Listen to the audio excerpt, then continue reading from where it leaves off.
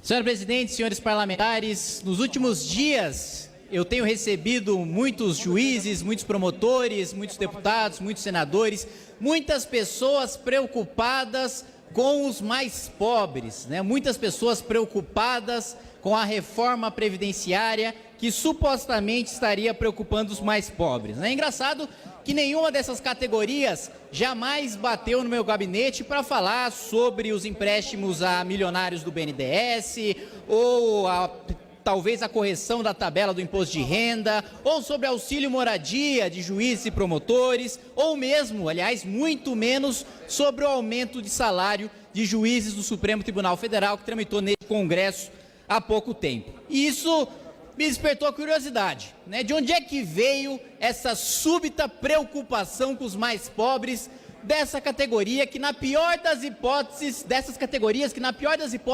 recebem ali os seus 20, 25 mil reais por mês.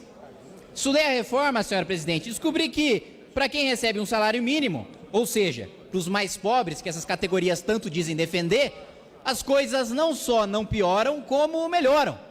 A alíquota para os mais pobres é menor, a contribuição, a fatia que o Estado toma do dinheiro desses que recebem até o salário mínimo vai ser menor com a reforma previdenciária. E mais, eu vi muitos parlamentares na semana passada discutindo nessa tribuna, discursando, falando que agora o benefício não vai mais estar vinculado ao salário mínimo, logo os mais pobres agora não receberão mais um salário mínimo, mas só R$400. Pura canalice, senhora presidente, porque hoje, aos 60 anos de idade, o mais pobre não recebe absolutamente nada. E o que se propõe na nova Previdência é que já aos 60 receba R$400 caso esteja em situação de miserabilidade. Ora, como alguém pode falar em desigualdade social, como alguém pode falar em defender os mais pobres, como alguém pode falar em justiça social, sendo contra pagar R$400 uma renda mínima para quem hoje não recebe absolutamente nada e fica 5 anos, dos 60 aos 65 anos, sem receber absolutamente nada?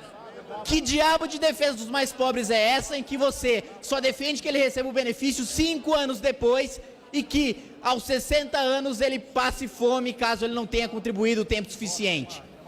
Outro ponto é o de que a idade mínima prejudicaria principalmente os mais pobres, né? De que os tais 65 anos seria uma judiação para diarista, para o pedreiro, para a dona de casa, para essas categorias mais vulneráveis. Mas fato é que hoje, e isso não precisa acreditar em mim, dado oficial do Ministério da Economia, do governo Dilma, inclusive, independentemente de governo, o método de cálculo é o mesmo, inclusive para calcular o déficit, desde Fernando Henrique é o mesmo, aprovado por essa casa e referendado pelo TCU, para os teóricos da conspiração que falam que não existe déficit, né? O pessoal que fez economia em Hogwarts e acha que é bruxaria, você diz que você consegue criar um superávit mágico ali na Previdência, né? O mesmo método de cálculo desde lá. Mas retomando o raciocínio, dizem que a idade mínima de 65 anos prejudicaria os mais pobres, mas hoje quem se aposenta por tempo de contribuição é justamente o mais rico, é justamente o cara que se aproxima mais ou do teto do regime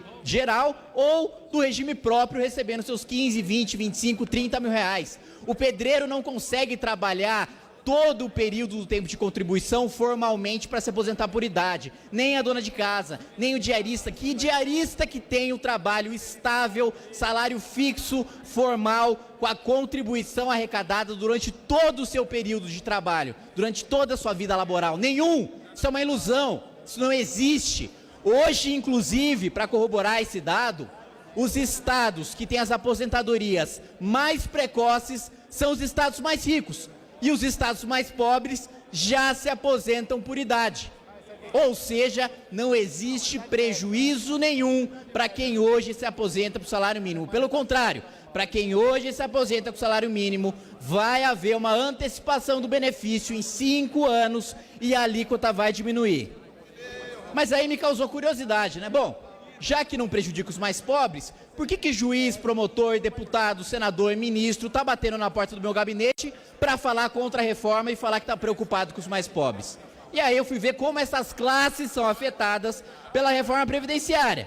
Bom, essas classes, e aí incluindo a minha classe agora de deputado federal, a nossa contribuição dos deputados, dos senadores, dos juízes e dos promotores vai passar de 11% para 19%. Essa classe recebe, como eu disse no início da exposição, pelo menos 20 a 25 mil reais. Não me parece fazer parte da camada mais vulnerável da população. Pelo contrário, hoje quem recebe 20, 25 mil reais ou mais, todos os parlamentares que estão aqui fazem parte do 1% mais rico da população. Lembrando, senhores, que a gente está num país pobre, cujo mais da metade da população recebe menos ou até um salário mínimo. Outro ponto, será também cortadas as aposentadorias acumuladas e que hoje também fazem com que muitos já furem ou já tenham furado o teto do funcionalismo público. Gente como Marilena Chauí, como Gedel Vieira Lima e como José Sarney. Para você que me assiste, você pagador de impostos, você que paga a conta, paga essa casa, paga tudo, você que não sabe, hoje você financia a aposentadoria de Zé Sarney pelo Senado de 30 mil reais, mais pensão de ex-governador de mais 30 mil reais. Esse tipo de coisa, com a nova Previdência, acaba. É essa proteção aos mais pobres que está sendo pregada. É a proteção ao mais pobre que ganha o salário de 39, 40 mil reais, que tem segurança, que mora em condomínio fechado, que os seus filhos estudam em escolas particulares, que tem convênio de saúde particular, que não precisa de nenhum serviço público e que diz que está protegendo os mais pobres, combatendo a reforma da Previdência. É uma hipocrisia escancarada para todos vocês que assistem, que pagam o imposto, que pagam a conta de quem fica aqui fazendo gracinha, obstrução para não votar nada, para não discutir nada, só para ficar aqui o dia inteiro votando obstrução. São esses que dizem defender os seus direitos de mais pobres. São esses caras que não precisam de nenhum serviço público e que não querem que a gente reforme a Previdência para financiar a sua saúde pública, a sua educação pública e a sua segurança pública. Esses que discursam contra não precisam de nada disso.